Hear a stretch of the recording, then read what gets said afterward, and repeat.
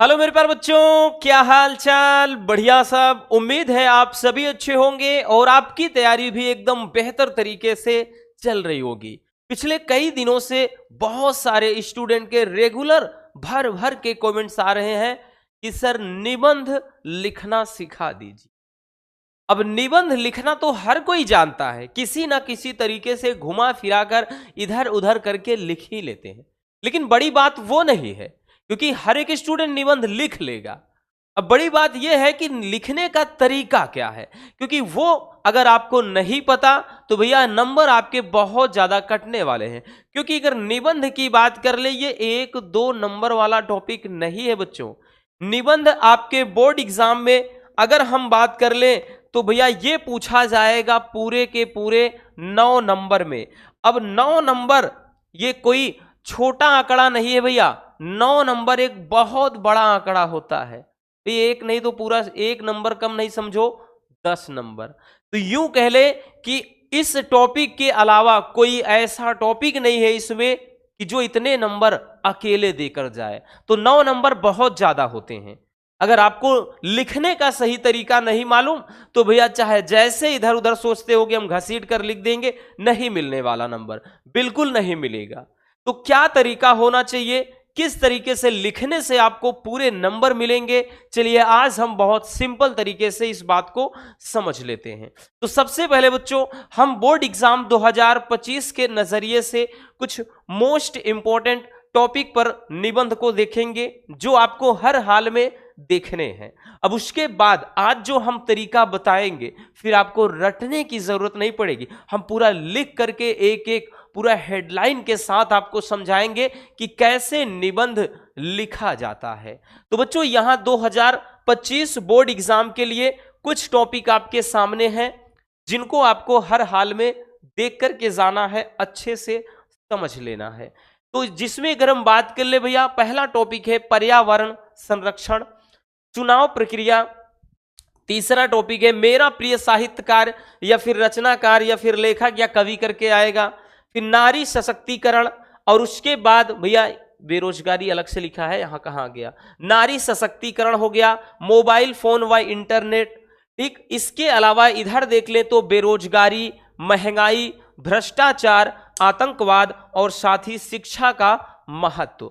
अगर इनमें सबसे ज्यादा भाई ये 4 टॉपिक एक जैसे हैं, इन चारों टॉपिक में पूरा हूबहू सेम एक जैसे लिखना होता है, और इनमें से भाई कोई एक तो 100 में 100% कुंडली मार के आपके पेपर में बैठ जाएगा। क्योंकि आपके पेपर में बच्चों 4 से 5 टॉपिक दिए जाते हैं और किसी एक टॉपिक पर आपको निबंध लिखना होगा। तो भैया ये टॉपिक सबसे पहले आप स्क्रीनशॉट कर लीजिए बच्चों, क्योंकि ये ऐसे टॉपिक हैं जो आपके मोस्ट इंपॉर्टेंट हैं। बाकी हमने अभी बताया ना कि तरीका क्या है, कैसे लिखेंगे, वो सबसे ज्यादा मायने रखता है। क्योंकि टॉपिक तो आपके 30 से 40 हैं, कितना आप रटोगे भाई, रट कर तो तैयार वैसे भी नहीं कर सकते हो। तो चलिए इसको भैया स्क्रीनशॉट पहले कर लीजिए बच्चों, हो गया ना। चलिए अब उसके बाद देखिए टॉपिक कोई भी हो, निबंध का टॉपिक कोई भी हो, अभी हम एक निबंध आपको लिख कर अच्छे से समझाएंगे, मतलब बाकी आपका ध्यान देना। कोई भी टॉपिक हो, निबंध की शुरुआत कैसे करना है, मतलब कौन कौन से आपको हेडलाइंस अपने माइंड में रखना है। देखिए बच्चों जितना भी टॉपिक आता है ज्यादातर, जैसे भी हम उठा लें भ्रष्टाचार, कारण व निवारण करके आएगा, बेरोजगारी कारण व निवारण, महंगाई तो भैया इसका कारण व निवारण, इसी तरह आतंकवाद भैया कारण व निवारण, ऐसे करके आएगा। नहीं तो ज्यादातर आपका ऐसे होता है भाई, अदर कोई टॉपिक घुमाएगा तो उसमें लाभ और हानि के रूप में, ठीक है, तो इस तरह से आते हैं। अब कोई भी भैया निबंध हो, सबसे पहली आपकी जो हेडिंग होनी चाहिए बच्चों, बिना सोचे समझे आपको सबसे पहली हेडिंग प्रस्तावना बनानी है। क्या बनानी है भैया, प्रस्तावना। अब देखिए बच्चों प्रस्तावना में लिखना क्या होता है, प्रस्तावना में आप मतलब उसका जैसे ज्यादा नहीं 2 से 3 लाइन, मैक्सिमम 4 से 5 लाइन जाइए बस। प्रस्तावना में जैसे भी आ गया भैया बेरोजगारी के बारे में, तो बेरोजगारी में एक्चुअल मतलब बेरोजगारी, जैसे आज पूरा देश बेरोजगारी की समस्या से जूझ रहा है। बेरोजगारी क्या है, एक प्रकार का जहर है, यूं समझो जो धीरे धीरे समाज को क्या है खोखला कर रहा है, तो ऐसे चीजें प्रस्तावना में वो चीजें होती हैं। अब उसके बाद ज्यादातर जो भी टॉपिक होते हैं, जैसे भैया उसके बाद भैया अर्थ, ठीक है, उसका अर्थ या परिचय उसके बारे में, तो भैया उसका अर्थ, जैसे बेरोजगारी का अर्थ फिर लिख देंगे, या आतंकवाद आ गया, आतंकवाद का अर्थ क्या होता है, या फिर भ्रष्टाचार आ गया, भ्रष्टाचार का अर्थ क्या होता है, ठीक, महंगाई आ गई तो महंगाई का अर्थ क्या होता है, पर्यावरण के बारे में लिख रहे हैं, पर्यावरण का अर्थ। तो भाई आपकी दूसरी, देखिए कुछ ऐसे हमने बताया ना कि मेन पॉइंट होते हैं, वही आपको लिखने हैं। क्वेश्चन बैंक में देखोगे बहुत सारे 7-7, 8-8 हेडिंग्स हो जाती हैं, तो उतना नहीं आपको देखना, ठीक, आपका जो मेन पॉइंट है वो ध्यान में रखना है, ठीक है ना। चलिए, जैसे ये हो गया।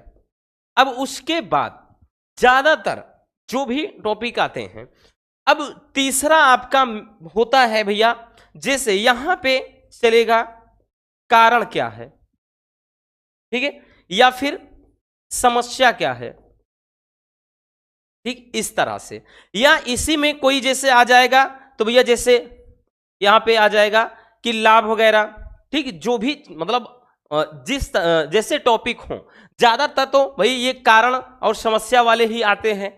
जैसे कुछ भी आ गया भाई, पर्यावरण प्रदूषण है तो इसका कारण क्या है, महंगाई है तो महंगाई का कारण क्या है, बेरोजगारी है तो बेरोजगारी का कारण क्या है, भ्रष्टाचार है तो भ्रष्टाचार का कारण क्या, आतंकवाद है तो आतंकवाद का कारण क्या है, तो इस तरह से, ठीक है। बाकी चीजें हमने बताया ना, या लाभ हानि टाइप के भी हो सकते हैं कुछ, बट ज्यादातर केसेस में बच्चों कारण या समस्या टाइप के हेडिंग होंगे, ठीक, टॉपिक ही ऐसे आपके आते हैं, ठीक है, ये चीज। अब उसके बाद भैया जो आपका होगा निवारण, निवारण होगा या समाधान या दूर करने के उपाय, इस तरह से आपकी हेडिंग्स होंगी, ठीक है ना, ऐसे ऐसे होंगी। कोई भी चीज हो, हमने बताया ना कि भैया उसका क्या निवारण हो सकता है, उसको दूर कैसे किया जा सकता है, समाधान। और उसके बाद बच्चों आपका जो लास्ट आएगा वो होगा उपसंहार, उपसंहार, ठीक है। तो इस तरीके से मतलब ज्यादातर केसेस में आपकी जो हेडिंग्स होंगी वो यही 5 रहने वाली हैं, ठीक है, ज्यादातर टॉपिक में ऐसे ही होंगे, ठीक, आई बात समझ में। तो ये आपको ध्यान में रखना है, कोई भी टॉपिक हो, प्रस्तावना पहले, फिर उसका बाद उसके बाद भैया उसका अर्थ या परिचय लिख देना है, कारण समस्या इस तरह से, ठीक, निवारण समाधान दूर करने के उपाय उपसंहार, ठीक। तो ये कुछ मतलब बेसिक से पॉइंट्स होते हैं जो आपको अपने माइंड में रखना है, ठीक है। तो ये चीजें भी आप अच्छे से समझ लेना भाई, कोई भी टॉपिक हो ज्यादातर इसी टाइप से आपको हेडलाइंस रखनी है, ठीक। अब चलिए एक निबंध जैसे हमने यहां लिखा है, एक निबंध लिखा है भैया, चलिए देखते हैं।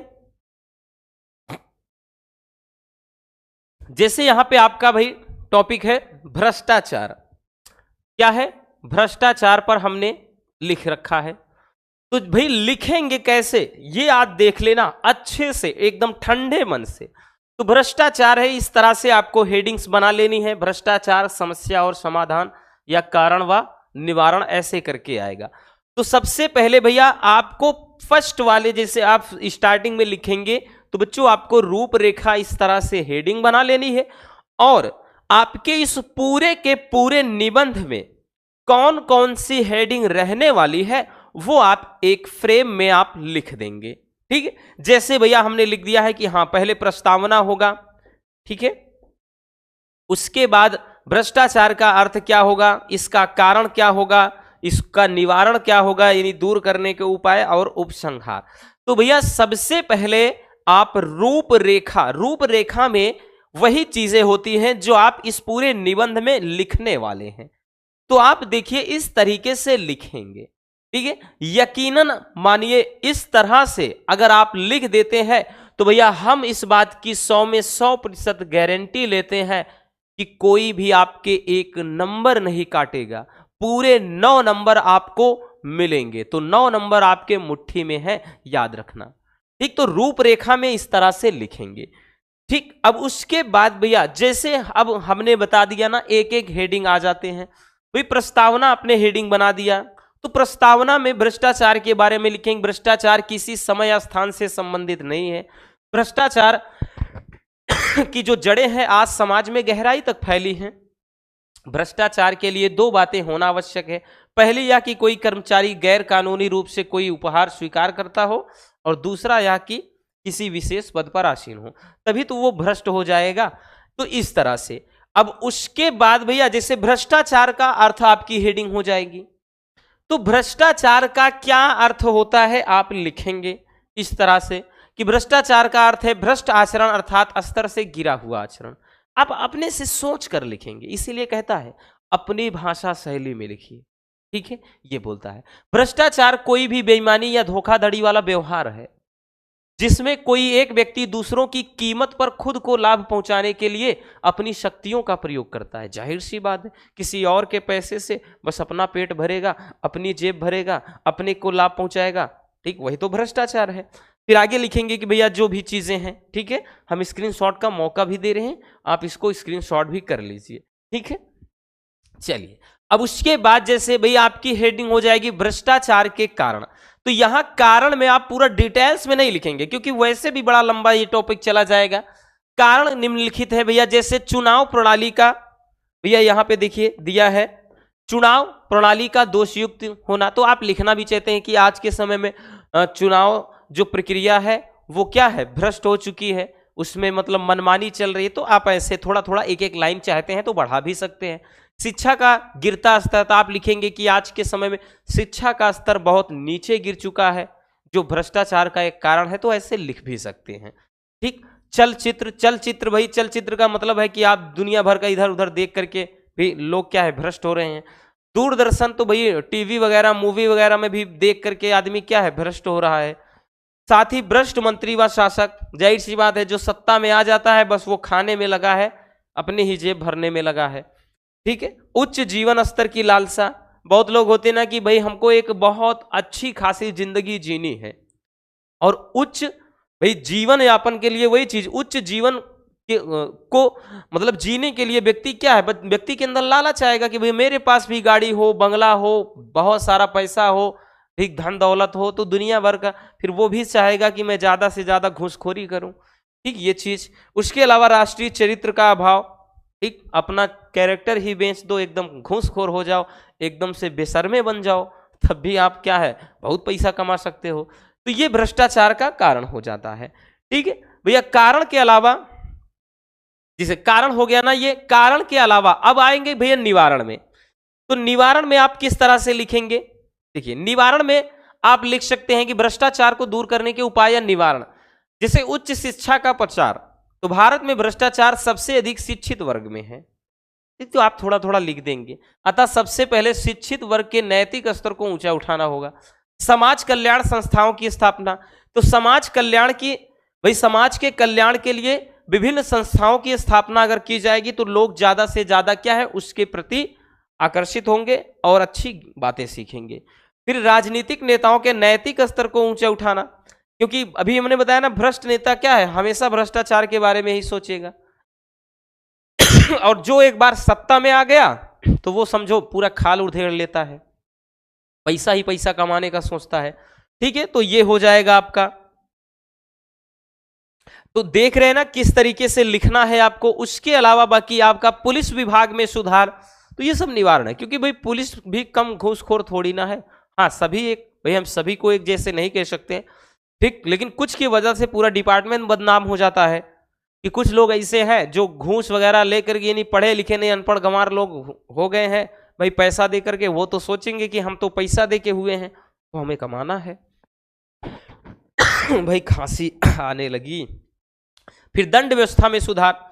अब दंड व्यवस्था में सुधार का मतलब यह है कि भाई जो भी व्यक्ति अगर घूसखोरी करते हुए पकड़ा जाए, भ्रष्टाचार करते हुए पकड़ा जाए, उसे छोड़ा ना जाए, सीधा बर्खास्त कर दिया जाए, पद से ही हटा दिया जाए, तो इससे कहीं ना कहीं भ्रष्टाचार कम होगा, ठीक। तो इस तरह से आप भ्रष्टाचार को दूर करने के उपाय लिखेंगे, ठीक है। देख रहे हैं ना कितना सिस्टमेटिक ढंग से लिखना है। फिर लास्ट हेडिंग आपकी हो जाएगी उपसंहार।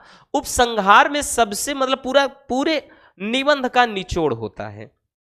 जैसे भ्रष्टाचार देश की सबसे गंभीर समस्या है। देश के अस्तित्व के लिए यह सबसे बड़ी चुनौती। अपने देश की रक्षा, प्रगति व राष्ट्रीय मूल्यों को बचाए रखने के लिए इस समस्या का समाधान अत्यंत आवश्यक है।